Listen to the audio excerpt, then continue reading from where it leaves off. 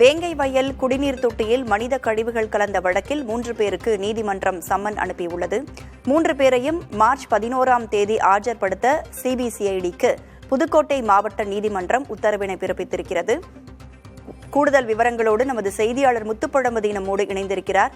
முத்துப்பழம்பதி, அந்த 3 பேர் யார் யார், அவருடைய விவரங்கள் குறித்து சொல்லுங்க. ஏன் சம்மன் அனுப்பப்பட்டிருக்கிறது அவர்கள் 3 பேருக்கு?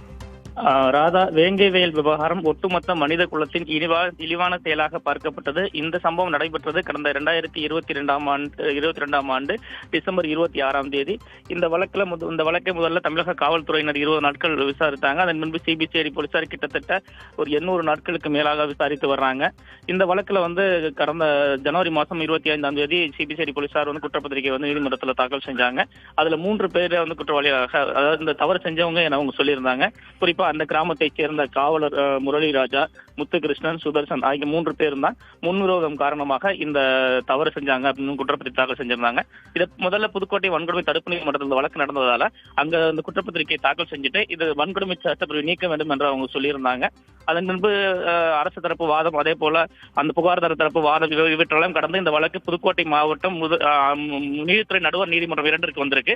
இந்த சிபிசிஐடி போலீசாரின் குற்றப்பத்திரிகையை கடந்த 6ஆம் தேதி அவங்க ஏற்றுக்கொண்டிருக்காங்க.